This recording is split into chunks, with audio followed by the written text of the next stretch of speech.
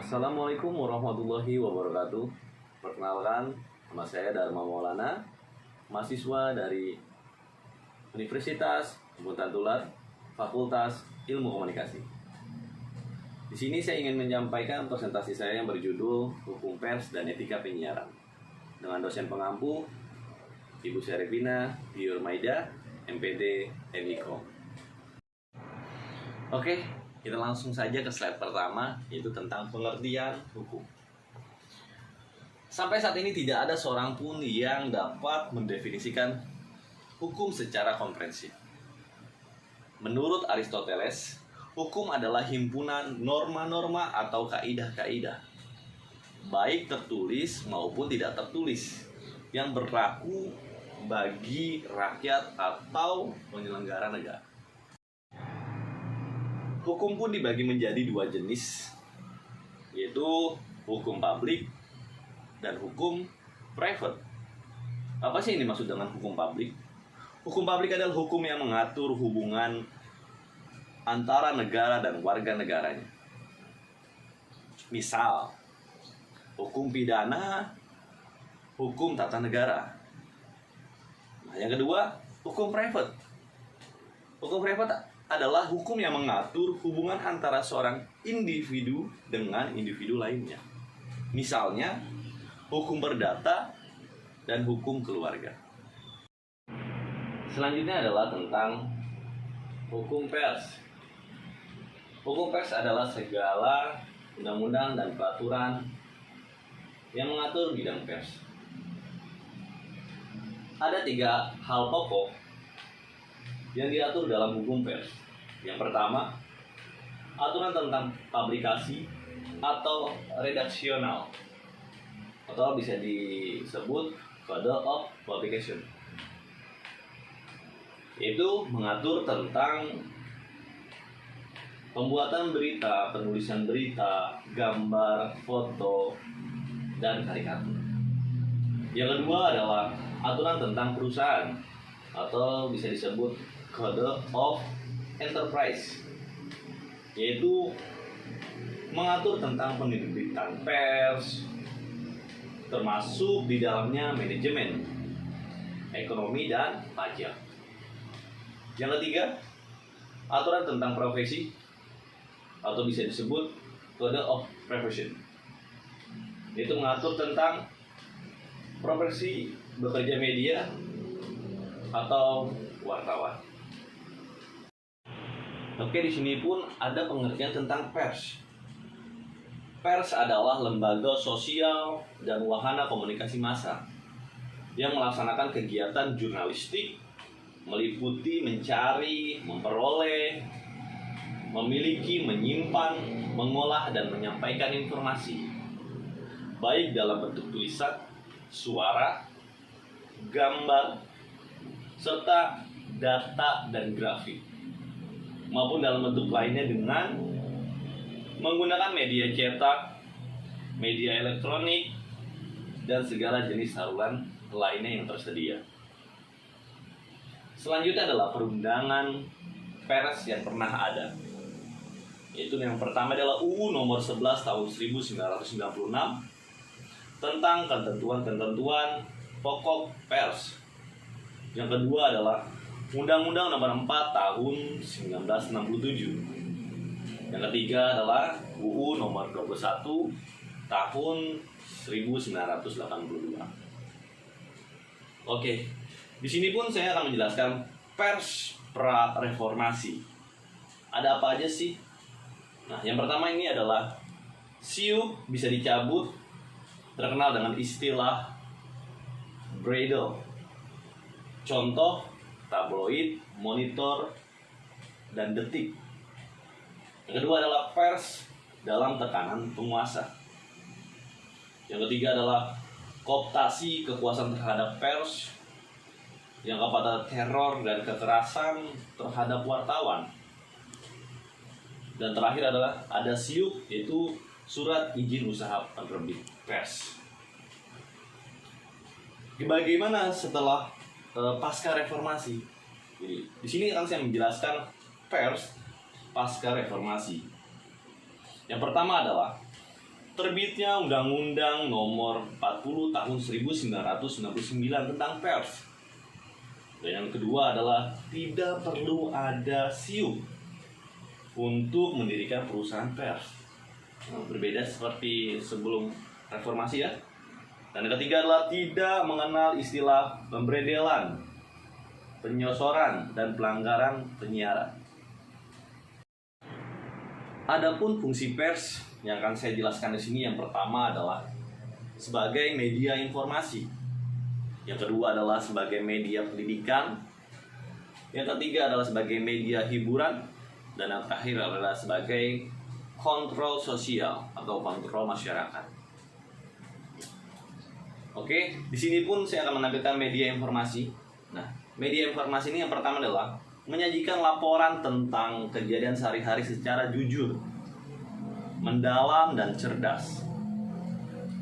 Ini merupakan tuntutan kepada pers untuk menulis secara akurat dan tidak berbohong.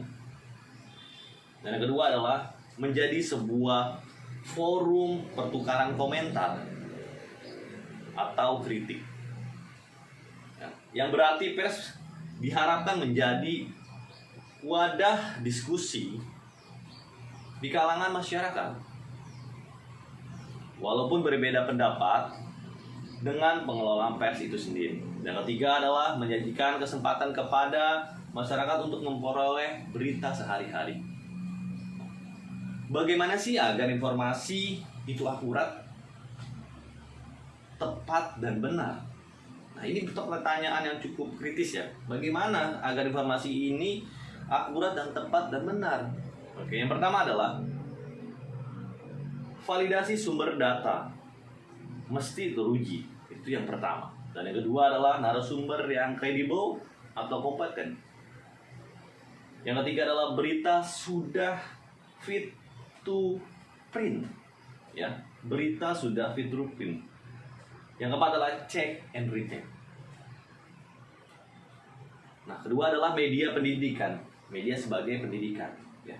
Melalui karya, yang pertama ya, melalui karya-karya tercetaknya dengan segala isi, baik langsung maupun tidak langsung.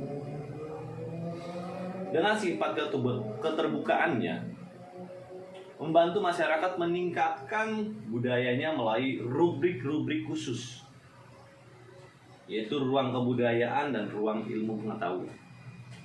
Yang kedua adalah memberikan informasi perkembangan ilmu pengetahuan dan teknologi. Didampingi menunjukkan betapa kemajuan iptek dapat dimanfaatkan untuk mencapai kesejahteraan material dan spiritual. Selanjutnya adalah sebagai media hiburan.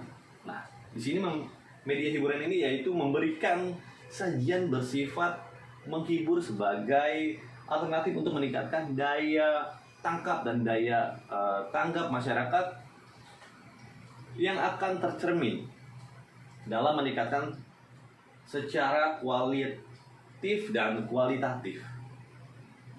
Saya remsi ya, secara kualitatif dan secara kuantitatif. Pendapat umum yang disuarakannya. Oke, yang terakhir sebagai media kontrol sosial, yaitu melakukan bimbingan dan pengawasan kepada masyarakat tentang tingkah laku yang benar atau tingkah laku yang tidak dikehendaki oleh masyarakat. Yang kedua adalah pelaksanaan kontrol sosial, itu perlu dilandasi oleh sikap yang lugas atau jalkeliji, ya, tidak mengarah kepada pencemaran pribadi seseorang dan dapat menunjukkan alternatif penyelesaian masalah. Oke, selanjutnya saya akan menampilkan tentang Komisi Penyiaran Indonesia. Nah, di sini KPI mempunyai beberapa wewenang. Di sini saya akan menampilkan 5 wewenang KPI. Yang pertama adalah menetapkan standar program siaran. Yang kedua adalah menyusun peraturan dan menetapkan pedoman perilaku penyiaran. Dan yang ketiga adalah mengawasi pelaksanaan peraturan dan pedoman perilaku penyiaran serta standar program siaran. Yang keempat adalah memberikan sanksi terhadap pelanggaran peraturan dan pedoman perilaku penyiaran serta standar program siaran. Yang terakhir, melakukan koordinasi dan kerjasama dengan pemerintah, lembaga penyiaran, dan yang terakhir yaitu masyarakat. Nah, KPI juga mempunyai tugas dan kewajiban. Apa aja sih tugasnya? Tugas KPI yang pertama adalah menjamin masyarakat untuk memperoleh informasi yang layak dan benar sesuai dengan hak asasi manusia. Yang kedua adalah ikut membantu pengaturan infrastruktur bidang pekerjaan. Saya ralat. Ikut membantu pengaturan infrastruktur bidang penyiaran. Yang ketiga adalah ikut membangun iklim persaingan yang sehat antara lembaga penyiaran dan industri terkait. Yang keempat adalah memelihara tatanan informasi nasional yang adil, merata, dan seimbang. Yang kelima adalah menampung, meneliti, dan menindaklanjuti aduan, sanggahan, serta kritik dan apresiasi masyarakat terhadap penyelenggara penyiaran. Yang terakhir adalah menyusun perencanaan pengembangan sumber daya manusia yang menjamin profesionalitas di bidang penyiaran. Nah, di sini pun ada jasa penyiaran dan jasa penyelenggara. Di sini ada dibagi dua. Apa sih jasa penyiaran? Terdiri dari apa saja sih jasa penyiaran? Jasa penyiaran terdiri dari jasa penyiaran radio dan jasa penyiaran televisi. Tetapi untuk jasa penyelenggara biasanya itu yang pertama adalah lembaga penyiaran publik, lembaga penyiaran swasta, dan yang terakhir adalah lembaga penyiaran komunitas, dan serta lembaga penyiaran berlangganan. Di sini saya akan menampilkan studi kasus ya.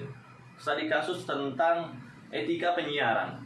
Di sini saya menampilkan itu pelanggaran etika penyiaran pada program sinetron Jahra. Ya, jadi mungkin teman-teman tahu ya tentang sinetron Jahra yang dikecam oleh masyarakat banyak. Akhirnya bisa di nonaktifkan atau di-banned oleh KPI.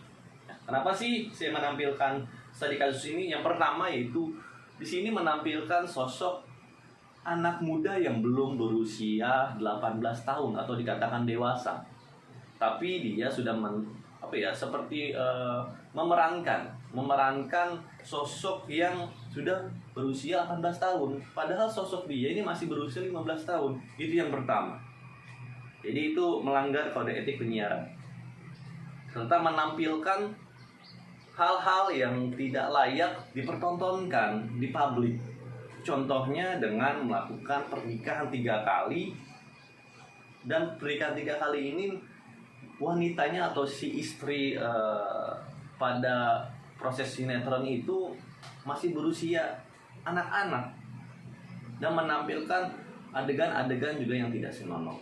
Nah, makanya dari hal seperti ini bisa digambarkan tayangan-tayangan yang tidak berbobot atau tayangan yang tidak bisa memberi nilai-nilai positif, kita bisa melaporkan langsung ke KPI agar bisa di-review ulang atau bisa di-nonaktifkan. Nah, pesannya apa sih dalam hal kode etik penyiaran ini? Jadi untuk yang punya anak-anak, yang punya ataupun balita ya, yang masih di bawah umur, pilihlah tontonan yang terbaik buat anak-anak kalian di rumah, dan pastikan dampingi dia setiap menonton TV. Di sini saya akan menarik kesimpulan ya dari poin-poin yang tadi saya sudah jelaskan. yaitu kesimpulannya adalah tidak menyiarkan program yang mengandung serangan, penghinaan, atau pelecehan terhadap pandangan dan keyakinan keagamaan tertentu. Itu sudah jelas ya. Dan selanjutnya adalah tidak melakukan program siaran yang bermuatan atau merendahkan atau melecehkan, ya, baik dari suku, agama, ras atau golongan atau individu. Karena perbedaan suku, agama, ras, dan antar golongan, usia, budaya, dan kehidupan sosial ekonomi. Oke teman-teman, berikut adalah presentasi yang bisa saya sampaikan tentang hukum pers dan etika penyiaran. Semoga bisa bermanfaat untuk kehidupan kita sehari-hari, baik kehidupan saya, baik kehidupan teman-teman. Sekian dari saya. Wassalamualaikum warahmatullahi wabarakatuh. Selamat siang semuanya.